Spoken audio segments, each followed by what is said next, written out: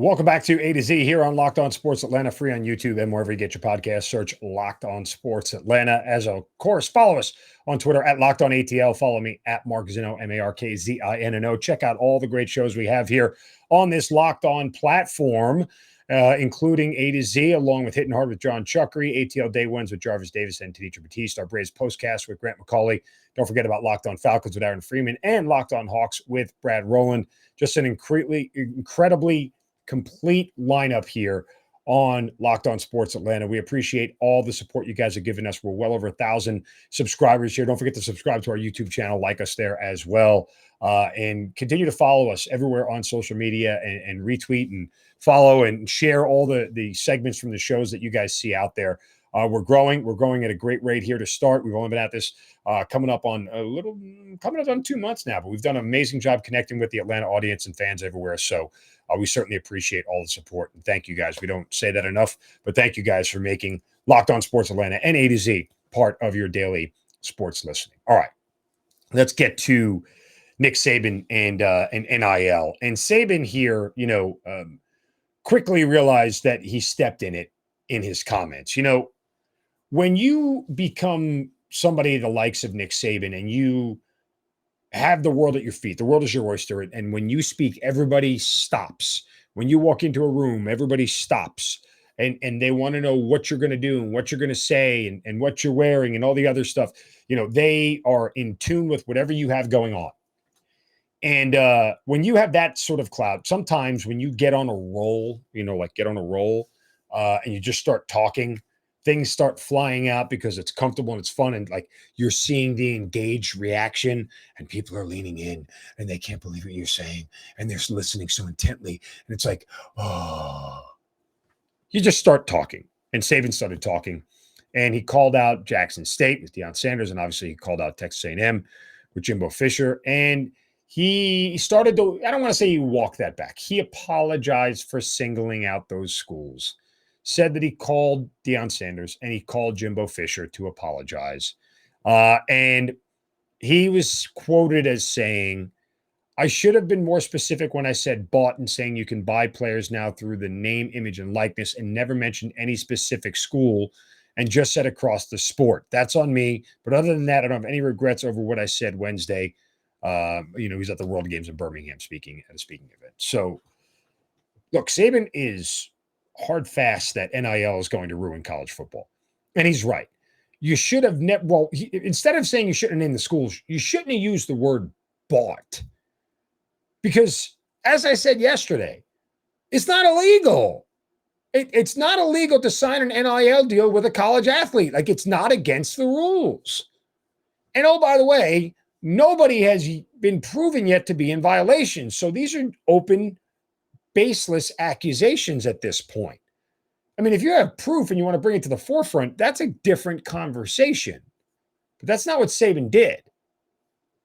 And I guess if you'd like to sort of spin this a little bit, if you want this to be a good thing for college football, the NCAA actually has to get involved, do that NCAA thing and be the adult in the room.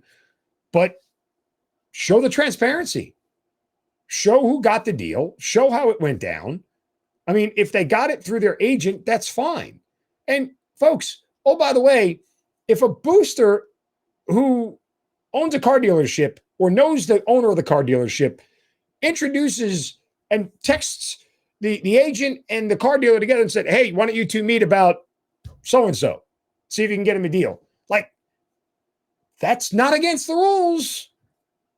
They're allowed to make connections with people. They're allowed to, as long as boosters are not brokering the actual deal and handing off money themselves, nothing is illegal. And that's what I said yesterday. Sorry, Nikki. I know you're upset, but it's not illegal.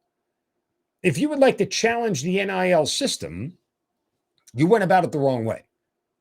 Now, that said, typically, we don't talk much about college football at this point in the year. And I know the SEC meetings are coming up and yes, they'll get a lot of attention and, Saban taking the podium will get attention. And obviously Jimbo taking the podium will get attention in and of themselves. Now we want to set up a celebrity death boxing match at the SEC meetings next week. So yeah, It's brought a whole new level of interest and excitement to college football right now that we might not otherwise be talking about. Look, and college football doesn't need any help, right? Like we're all aware of that. They don't need a ton of help. It's not like people aren't paying attention, but between Major League Baseball and the NBA playoffs, and for those people who pay attention to the hockey playoffs, the idea that this is injecting itself into the conversation now is like the top story is really telling about how big of a deal this is when you get two of the biggest coaches in the sport, right there, going at each other's throats. And I don't know if NIL is going to ruin the sport. I don't know if it's going to create a competitive imbalance. I don't know if it's good or bad. I'm okay with the kids making money, the athletes making money, and figuring out what they want to do in the next step. Clearly, there's always going to be advantages. But, folks, the playing field was never leveled to begin with. Like, let's remember what the start point was. Alabama, Texas A&M, Georgia, Florida, Ohio State, Michigan, USC, Texas, they all have decided advantages over dozens of other schools, not only in their conference, but all over college football, even at the FBS level. So if NIL is going to do anything, you could argue it would make the unbalanced even more unbalanced, but I'm not sure how we actually do that. I'm not sure. For as bad as Texas has actually played, is Texas hurting as a program? No, they're not. Right? I mean, they're just not. There's nothing wrong financially with the Texas program. It's never going anywhere. We're not talking about Northwestern here. We're not talking about Vanderbilt. I mean, those schools, even though they play in major conferences, are at a disadvantage compared to those of their counterparts. That disadvantage is always there. NIL hasn't changed that. Is NIL more likely to flip recruits back to Northwestern for X, Y, and Z reason, for X, Y, and Z deal? No, it's not. Kids are still going to want to go to Ohio State. Why? Because they play on national television every week. Because it's the biggest school in the country. They got the number one offense in the nation. I mean, go to Northwestern. Strength coach is a big guy. I don't know what to tell you. I mean, there's literally nothing that's changing that. NIL isn't changing that. NIL and NIL is only making stricter competition between Ohio State and Georgia, between USC and Texas, between Notre Dame and Penn State. But that level of competition was already there. So I don't know what Saban is really alluding to. I think he just doesn't like the fact that this is change. It's a different system, and he doesn't want to adapt to it. I mean, I sided with Jimbo yesterday, and I'll side with him today. He didn't break any rules. He didn't do anything wrong. Even if they got all their players NIL deals, he didn't do anything wrong. And Saban's got to learn to deal with that.